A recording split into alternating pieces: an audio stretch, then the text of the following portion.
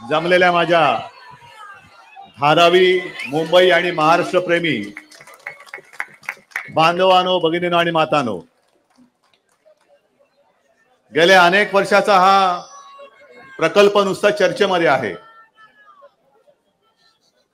आणि गेले अनेक वर्ष राजू आहेत, बाबूराव आहेत, तुम्ही सगळे जण, वर्षाताई पण आहे, या प्रश्नासाठी आवाज उठवत आहेत. शिवसेनेची पण लोक आहेतच, शिवसैनिक आहेतच. आणि आज मी त्यांना वचन दिलं होतं की तुम्ही काळजी करू नका, मी संपूर्ण मुंबईच काय गरज पडली तर अख्खा महाराष्ट्र धारावीत उतरवेन. आणि त्याच्याप्रमाणे आज फक्त मुंबईतले आपले मोजके कार्यकर्ते आपण रस्त्यावरती आलेलो आहोत. आणि याचं वर्णन करण्याची गरज नाहीये. आपण, मी माध्यमांना विनंती करतोय की ही दृश्य आपण आपल्या माध्यमातून अदानी आणि त्यांच्या बापजाद्यांना दाखवा. आणि ज्यांनी ज्यांनी अदानीची सुपारी घेतलेली आहे त्या सुपारीबाजांना सांगतोय, दलालांना सांगतोय की हा अडकित्ता लक्षात घ्या, किती मोठा अडकित्ता आहे, खलबत्ता आहे, अडकित्ता आहे. असे चेचून ठेचून टाकू तुमची दलाली की पुन्हा तुम्ही अदानीचं नाव नाही घेणार. आता तुम्ही घोषणा दिली ना, काय दिली?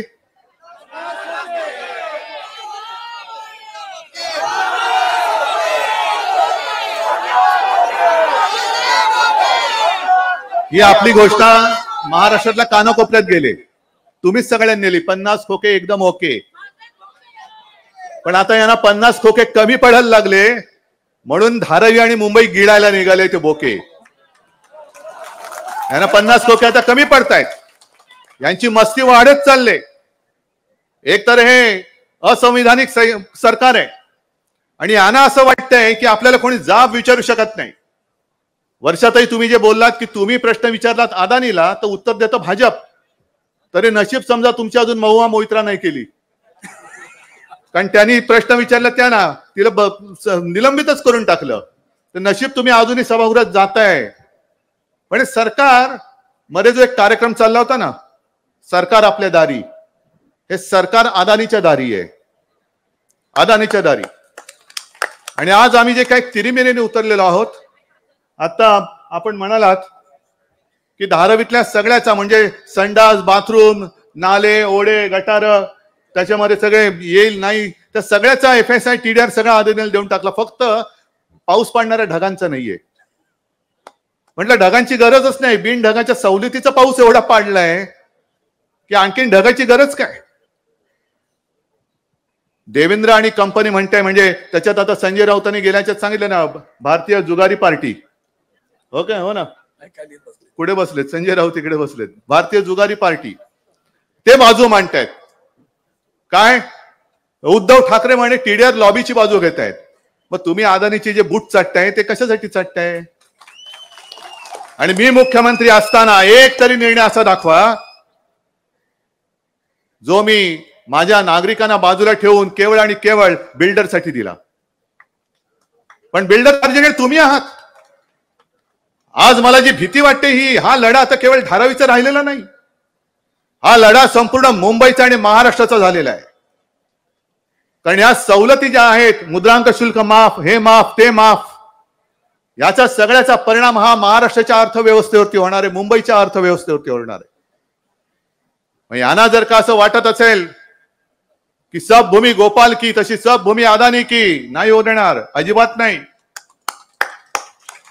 आणि आता तुमच्या लक्षात आलं असेल की 2.5 वर्ष यशस्वीपणे चालणारं सरकार गद्दारी करून यांनी पाडलं.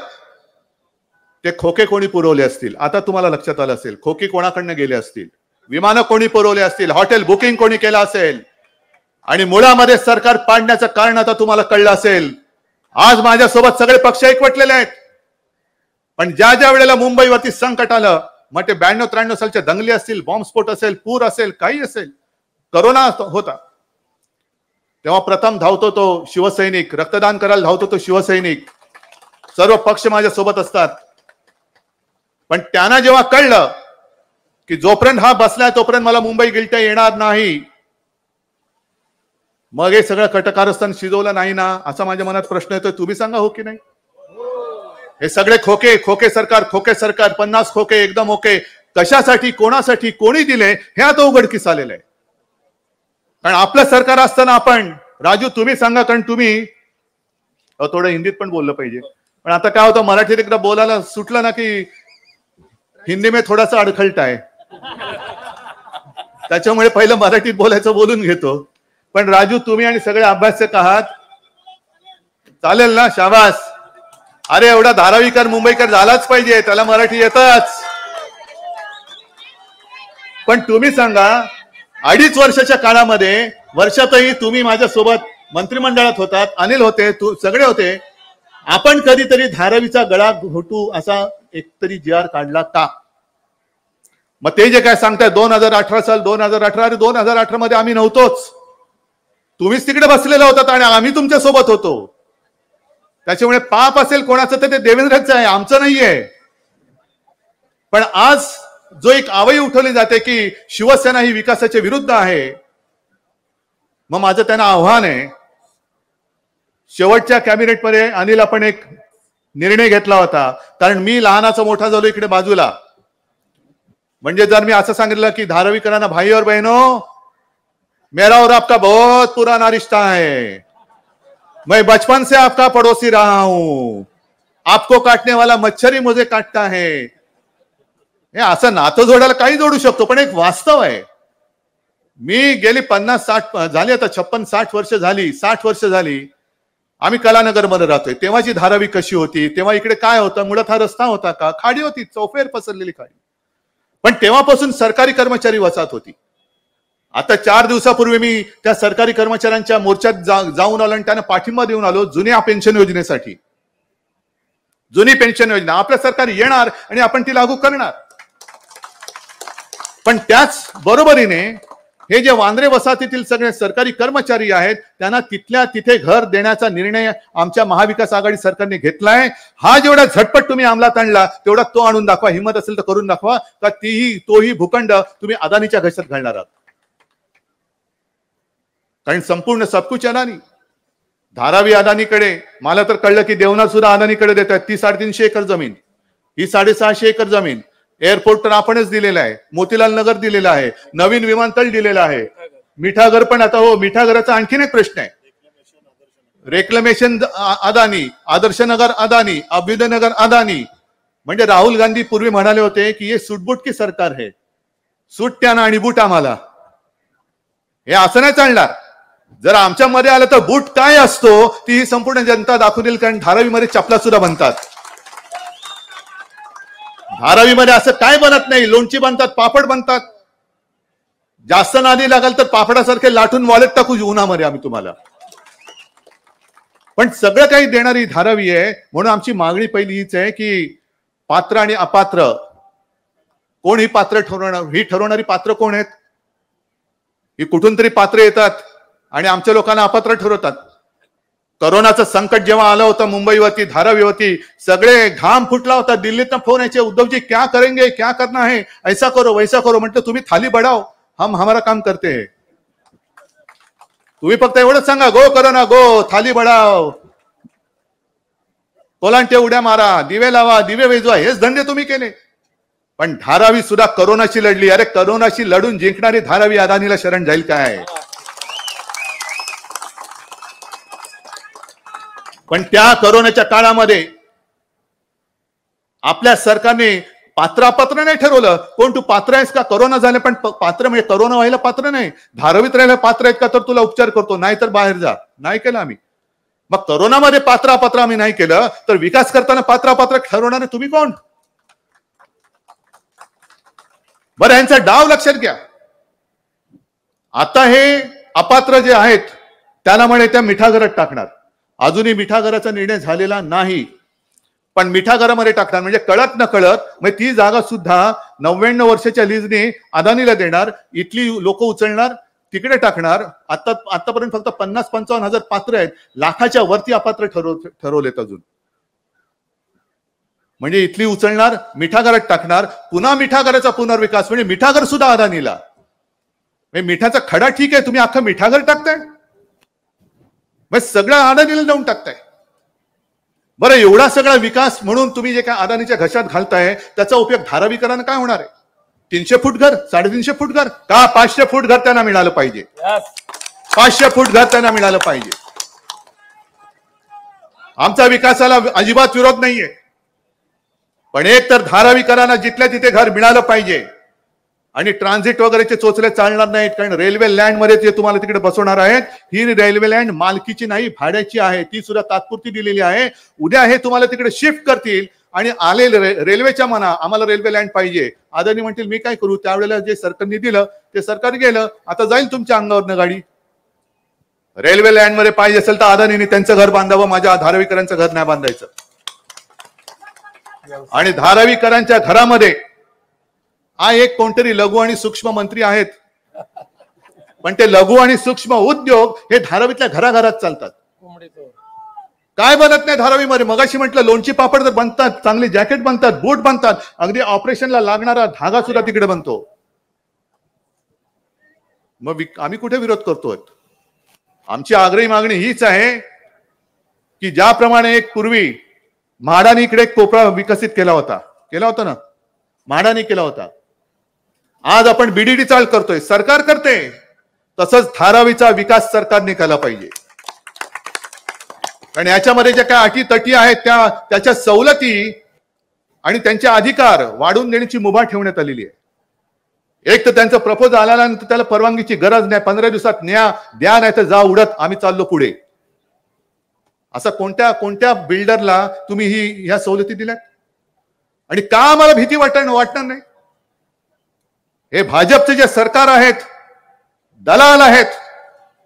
एक तर आजपर्यंत मुंबई महापालिकेची निवडणूक घेण्याची यांची हिंमत नाहीये, कारण शिवसेना निवडणुकीतले तर शिवसेना आणि महाविकास आघाडी मुंबई महापालिकेत येईल. मग आमचा अदानीचं काय होणार? विधानसभेच्या निवडणुका घेतल्या तर महाविकास आघाडी परत येईल, मग अदानीचं काय होणार? अरे आमचं सरकार आज नाही तर उद्या येणार आणि तेव्हा काय करायचं ते आम्ही करणार. पण शिवसेना ही आमच्या मित्रांच्या विकासाआड येऊ नये म्हणून तुम्ही तिला खाली केलं. माझा पक्ष चोरलात, माझं चिन्ह चोरलात, पण माझी शक्ती कशी चोराल तुम्ही? माझ्यावरती असलेला विश्वास कसा चोराल तुम्ही? विश्वास चोरून नाही कमवतायत. आणि सरकारकडे कदाचित कागद पेन आणि ऑफिस असेल, पण मी त्यांना सांगू इच्छितोय की तुम्ही ऑफिसला जाणारे येणारे रस्ते आमच्या ताब्यात आहेत. हे रस्ते आमच्या ताब्यात आणि ताकद रस्त्यावरची तुम्हाला मी दाखवतोय. संपूर्ण जे काय आहे ते चिरडून टाकायचं. अनेक जणांना आज ह्या धारावीसाठी एवढी गर्दी का झाली हेच कळत नाहीये. ज्या वेळेला संयुक्त महाराष्ट्राची चळवळ झाली 1960 साली, मुंबई महाराष्ट्राला आपण मिळवली, मराठी माणसांनी रक्त सांडलं, 105 हुतात्मे झाले. ते हुतात्मा स्मारक तिकडे आहे. ते उगाच तिकडे कोणाचा तरी एक पुतळा उभा करायचा म्हणून नाही केलेला, तर मुंबईसाठी ज्यांनी प्राण दिले, रक्त सांडलं, त्यांच्यात एक स्मारक आहे, तिकडे जाऊन आपण वंदन करत असतो. त्या लढ्यामध्ये भारतीय जनता पक्ष कुठेही नव्हता. लढाईची वेळ आली की भाजपा कुठेही नसतो, मग ती दंगल असो काही नसो, विकायची खरेदी विक्रीची वेळ आली की पुढे येतात पटपट बोलायला. पण संयुक्त महाराष्ट्रासाठी मराठी माणसांनी आणि त्यावेळेच्या सगळ्या गिरणी कामगारांनी असतील, सगळ्यांनी जे काय आपल्या प्राणाची आहुती दिली ती भाजपच्या जावाईला मुंबई आंदण देण्यासाठी नाही. भाजपच्या जावाईला अदानीला मुंबई हुंड्यात द्यायला म्हणून दिलेली नाहीये. हे आम्ही कमावलेली मुंबई, आणि याद राखा, आमच्या मुंबईला जर हात लावण्याची हिंमत केली, तोडण्याची तर भाषाच करू नका. जो प्रयत्न त्यांचा चाललेला आहे, मुद्दामून मी हे तुमच्या समोर का बोलतोय की हा प्रश्न केवळ धारावीचा नाहीये, हा मुंबई खतम करण्याचा डाव आहे. एक तर आजपर्यंत जो काही विकास मुंबई महापालिका करते, कोस्टल रोड सुद्धा मुंबई महापालिका करते मुंबईकरांच्या पैशाच्या जोरावरती. ज्याला आपण टोल लावणार नव्हतो त्याच्यावरती हे टोल लावणार आहेत. ही टोल धाडच आहे. बोलतो सगळे एक एक बोलतो. तेव्हा जे काय सगळं झालं होतं त्याच्यामध्ये भाजपा नव्हते, खरेदी विक्री करायला भाजपा येते. आणि मग तो लढा जो काय झाला होता, संपूर्ण मुंबई पेटली होती, महाराष्ट्र पेटला होता, आणि मग मुंबई मिळाली. आज त्यांनी मुंबईचा विकास हा दिल्लीवरनं नीती आयोगाच्या माध्यमातून करायचं ठरवलेले. कशासाठी? मुंबईमध्ये कधी असं झालं नव्हतं. ह्यांनी बिल्डर पालकमंत्री केला आणि त्या पालकमंत्र्याचं ऑफिस मुंबई कॉर्पोरेशन मध्ये ठेवलेलं आहे. बिल्डर पालकमंत्र्याचं ऑफिस महापालिकेत का? अदानीचं आल्यानंतर पटपट सह्या करून द्यायला. आता तुम्ही जो प्रश्न विचारला तो बरोबर आहे. घर तर पाहिजेच, पण कोळीवाड्याचं काय करणार? कुंभारवाड्याचं काय करणार? ज्यांचे उद्योग त्यांच्या घरामध्ये आहेत त्यांचं काय करणार? माहीम नेचर पार्क तो सुद्धा गिळलेला आहे. म्हणजे असं काहीच शिल्लक ठेवायचं नाहीये. सगळं काही त्यांना घशात घालून टाकायचं. पण एवढे सोपं नाहीये, अजिबात नाहीये. आज या लढ्याची सांगता नाहीये, या लढ्याची सुरुवात झालेली आहे, एवढं लक्षात ठेवा. आणि आमच्या प्रमुख मागण्या ज्या आहेत, एक तर घराला घर दिल्याशिवाय धारावीकरांच्या केसाला सुद्धा धक्का लागता कामा नये. आणि जिथल्या तिथे घर, पात्र अपात्र आम्ही मानत नाही. व्यवसायाला सुद्धा जागा दिली पाहिजे. कोळीवाड्यांचं सीमांकन करा, कुंभारवाड्यांचं करा. ज्यांना ओपन एअर म्हणजे पापड वाळवतायत, लोणची करतायत, आणखीन काय असेल त्यांना त्यांच्या व्यवसायाला आवश्यक असलेली जागा तिथे दिलेच पाहिजे. ही आमची सगळ्यांची मागणी आहे. तिथे मिळालंच पाहिजे, जायचं नाही, हलायचं नाही. आणि त्याने असं मी ऐकतोय की पोलिसांचं विशेष पथक ठेवलेलं आहे. पोलिसांना सुद्धा सांगतोय, सरकारी येतं आणि जातं, तुमचा रेकॉर्ड खराब करू नका. तुमचा रेकॉर्ड खराब करू नका. नोंद तुमच्याकडे पण होते, नोंद जनतेकडे पण होते. सरकार कधी येत आणि कधी जातं, पण तुम्ही तुमच्या ते सदरक्षण आहे, खल निग्रहण आहे, त्याला मात्र सोडू नका. त्याच्या मागे उभे राहा तुम्ही. आणि काही निवृत्त पोलीस ते आणि त्यांचे गुंड इकडे सोडलेले आहेत. पण ही गुंडागर्दी जर का झाली तर ती तिथल्या तिथे ठेचून टाका. तुमच्या सोबत नाही पोलीस आले तर मी तुमच्या सोबत येईन, मी येईन.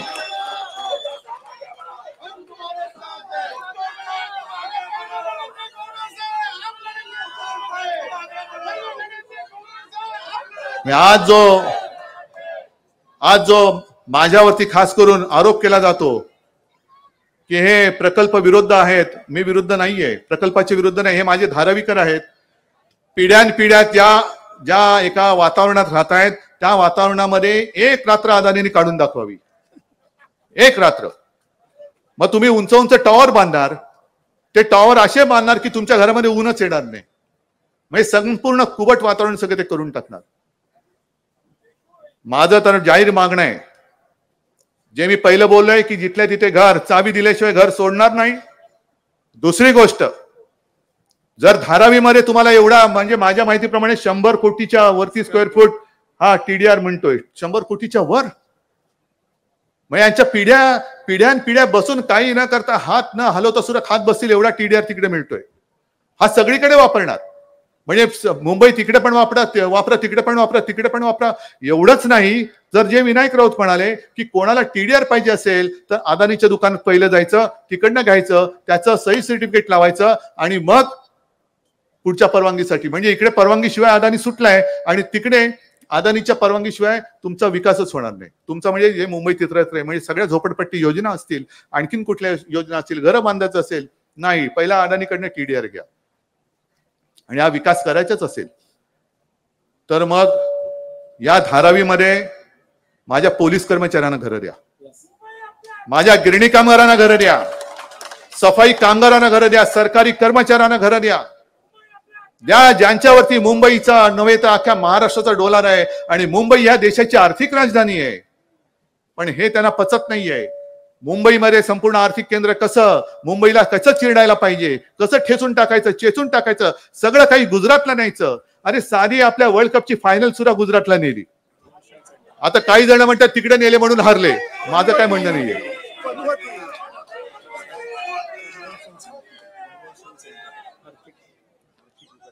म्हणजे एका दिवसाच्या मॅच मध्ये जेवढी आर्थिक उलाढाल झाली म्हणून काही जण भारत हारताना सुद्धा हसतानाचे फोटो आपण व्हिडिओवरती टीव्हीवर पाहिले. कोण? मी नाही बनत, आपण सगळ्यांनी पाहिले.